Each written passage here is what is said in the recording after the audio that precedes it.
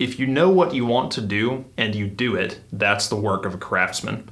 If you begin with a question and use it to guide an adventure of discovery, that's the work of the artist. These are the words of the legendary music producer Rick Rubin from his recent book, The Creative Act. And when I read this, it just kind of lit me up with this light of understanding of finally thinking about, okay, here's the clearest definition I could ever find of what counts as art, what counts as craft.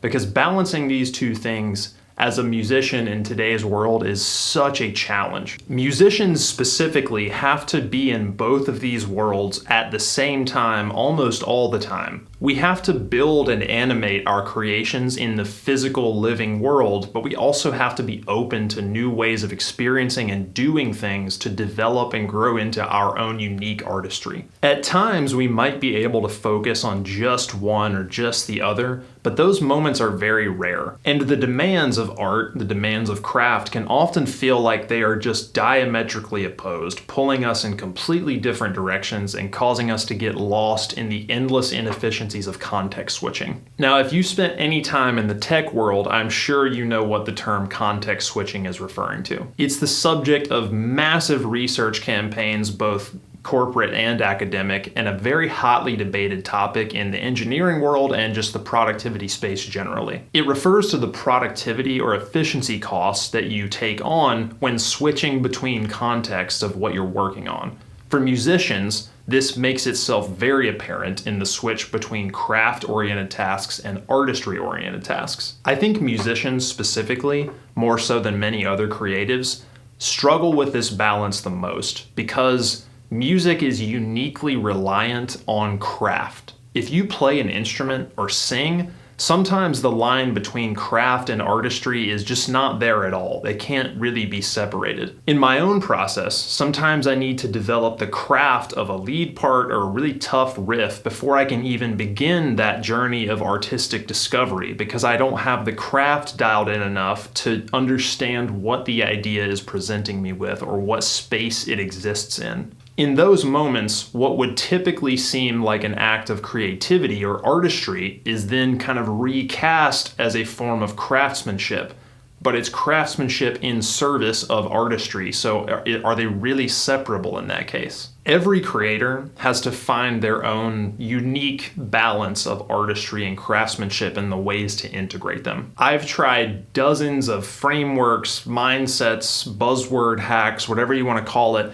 to find ways to make these processes work together in harmony. And through all the things I've tried, there are just a few key principles that I think are extremely effective for anyone trying to improve this process. So, the single best thing we can do to generate more harmony between the craft aspects of our work and the artistry discovery aspects is to free up more of our working memory. If this is not addressed, nothing else you do is going to be effective. Working memory is loosely analogous to RAM in a computer. RAM is considered fast memory, or memory that your processor and the rest of your computer can access much more quickly than retrieving something from disk, which is more suited for long-term storage. When we have more working memory available, we can access information we're using much more quickly and efficiently. Both craft and artistry require immense amounts of information to be held in our working memory. Craft-oriented tasks require us to hold lots of details in our perception so we know what needs working on and we know the best path to get that done. Artistry requires us to hold big picture perspectives and lots of different possible directions in mind at one time so we can go on that adventure of discovery. Each of those things is just so much information. Like, we could fill up our entire working memory 4 or 5 times over with just one of those things. So how are we supposed to do both? This is where the context switching problem becomes a real issue.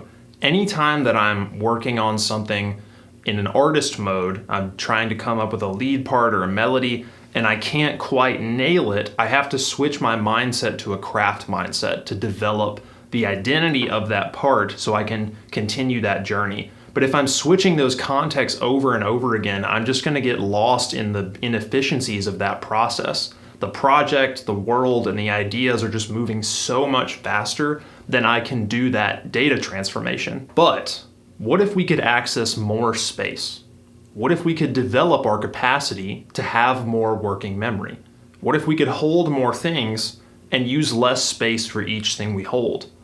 Well, we can. The simplest and most effective way that I've found to make more power available to my working memory is to remove all distractions and any unnecessary things that might grab my attention. Now, you might think, okay, well, I already turned my phone off and I have Do Not Disturb turned on, and that's great. You should do that. But there's much more to this than just dealing with the phone problem. We can take that process one step further and remove the distractions and inefficiencies of excess decision making through intentional scheduling and planning. Many creative people will balk at that idea of a schedule and planning, especially for the artistry aspects of their work.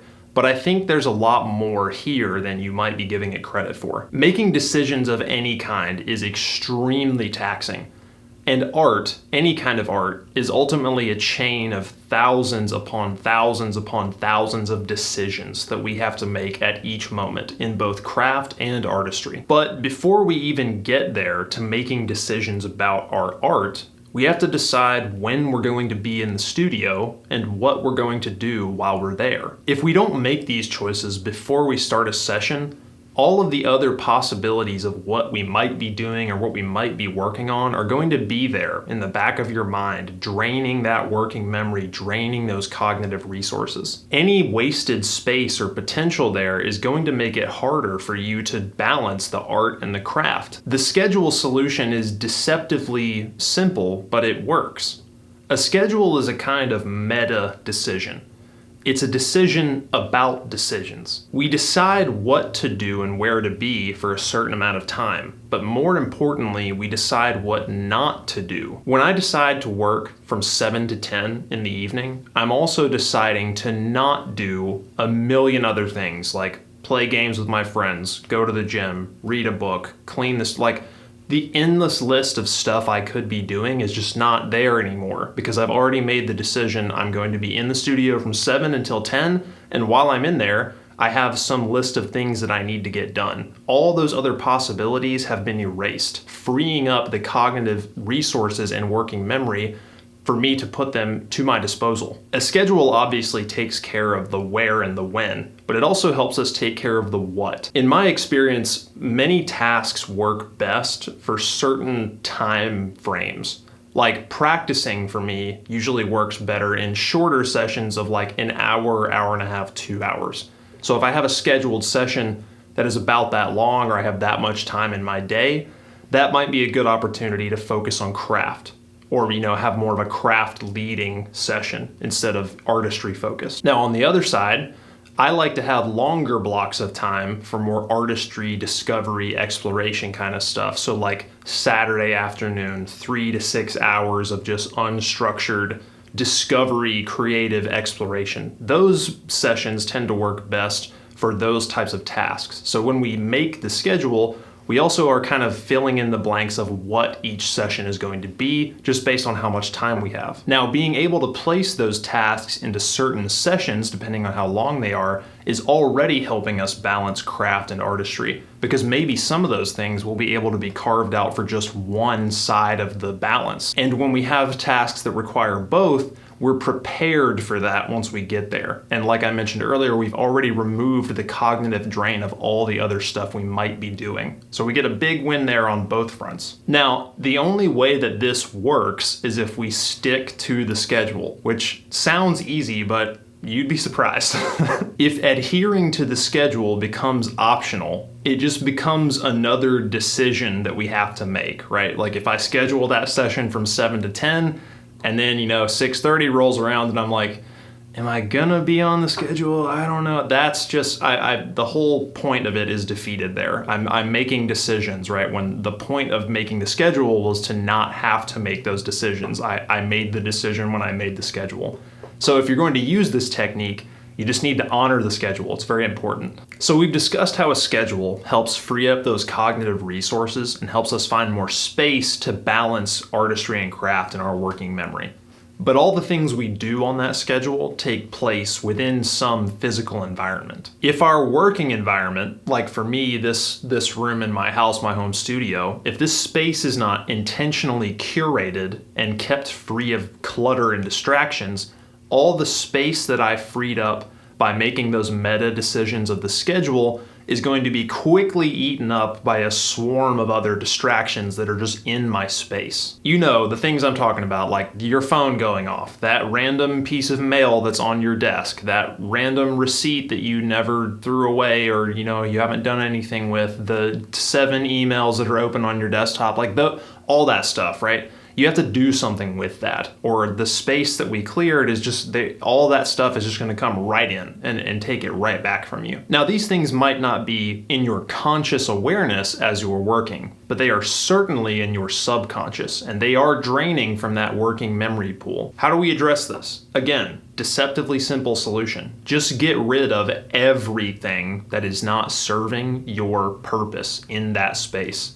You know, to continue the example of this room, I look around and there's nothing in here that's not directly supporting me making music, making videos. That's it. There's nothing else in here. Now, the execution of this concept is going to change a little bit depending on if you have a dedicated space or if you have a space that's used for multiple purposes. Like this room is my home studio, but I also work here for my day job. So I'm pulling double duty in this one. So let's start with some things we can do in either case that will be effective for the dedicated space and the multi-purpose space. Obviously the phone. We talked about the phone, right? Just turn it on airplane mode.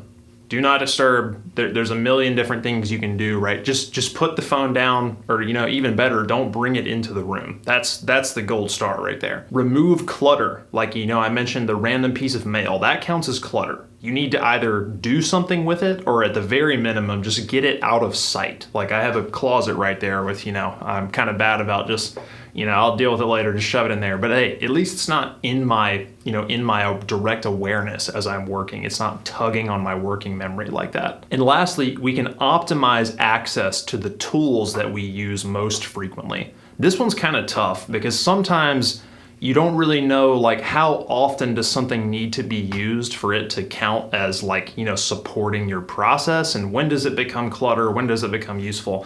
And, you know, that's something that everybody just has to work out on their own.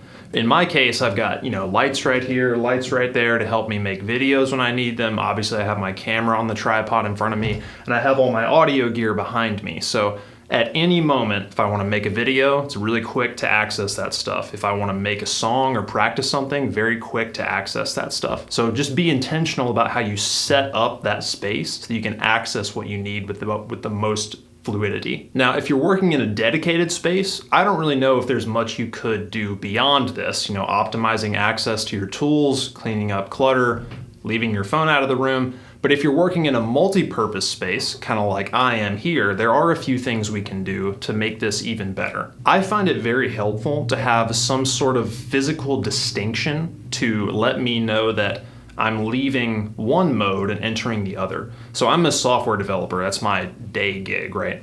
And when I'm working on that stuff, I have one set of lighting, right, that I use that's kind of signaling to my nervous system that it's time for this process and this set of tasks, right?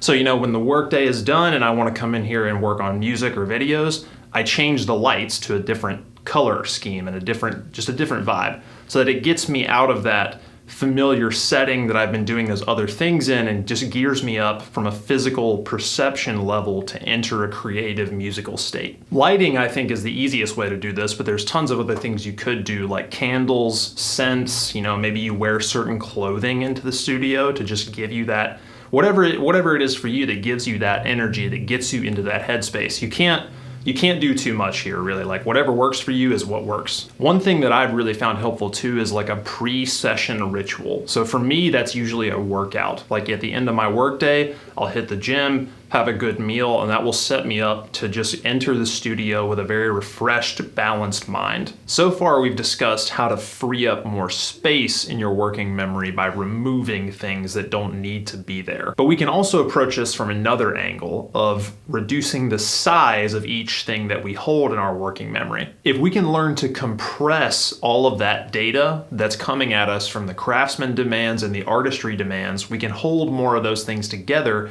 and get rid of the inefficiencies of context switching. Data compression is a way to represent a larger quantity of data with a smaller physical footprint than it would have in its full form. A simple musical example would be chord notation. Like the chord symbol A minor 7 is a compressed form of the same information of what you would see on a full musical staff or a piece of tablature.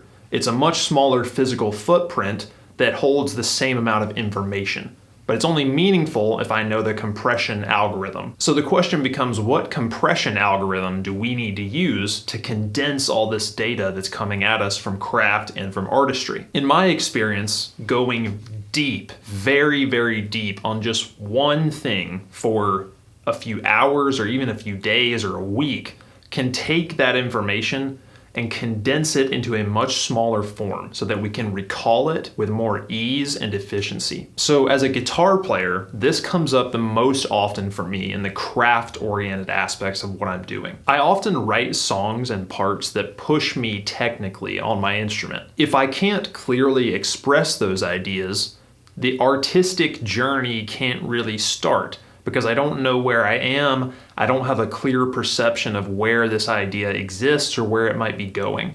So in those moments, what I need to do is condense all of that craft information by practicing metronome work, just deep focus on the craft aspects that then serves that journey of artistry. Before I do that, too much of my working memory is occupied by just the physical details of playing the parts, because sometimes they're really hard, and it takes my full attention, my full awareness to dial in those sounds and really clean those parts up. When I compress that data through just deep focus on the craft aspect of that piece, the artistry can then continue. Once I've condense that data down into a form where I can play the part very easily. I'm not stopping to, remember what's this variation, what's that variation, where am I in the song? It's just dialed in. I can grab it immediately. It's in my working memory, and I can use that to guide that adventure of discovery, like we mentioned in the passage from the book. Now, this would look different depending on what you do, right?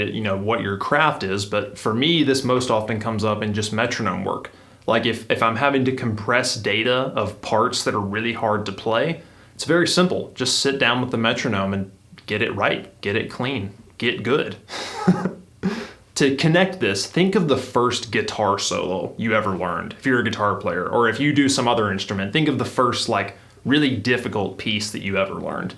It probably took your entire being to even attempt it, right? I'm thinking of early Iron Maiden solos or Metallica solos that I was learning, in middle school. It was really hard. It took my whole awareness. I couldn't, if anything distracted me, I was, completely derailed. It was just, I had to be all there. My entire awareness focused on learning the parts and then executing them. But now, 20 something years later, it's nothing, right? I can play those songs in my sleep, right? It's just whatever, because I've spent that time practicing, working, developing my craft to condense that information. And in this case, the compression algorithm is practice. Now, this can also work in the reverse direction, where we need to condense data in the artistry space to further our craft. Sometimes I need to do more creative discovery and exploration work before I really nail down which ideas need to be honed in and brought to that craft phase. But before I can get there, it's so hard to hold all those ideas in mind because they're brand new and I'm just exploring and discovering.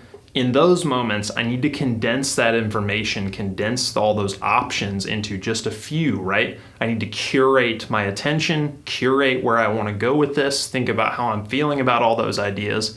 And once I've spent some time just focusing on that, then I have a clearer perception of what the song is, where it might go, what the idea is presenting, And then I can take them into that craft phase to really dial in the expression and the execution. Context switching in any form of work will crush your productivity, your enjoyment of just doing anything. It's a real soul sucker. So it's important that we find ways to manage this, especially for artists and musicians, because in the climate of today's world, we have to do both. I have to be a craftsman and an artist. There is no other option. So spending time to find ways to harmonize those processes by freeing up working memory, like we talked about, removing distractions, working on a schedule, as well as compressing that information so that it takes up less of a physical footprint in your mind through deep focused work.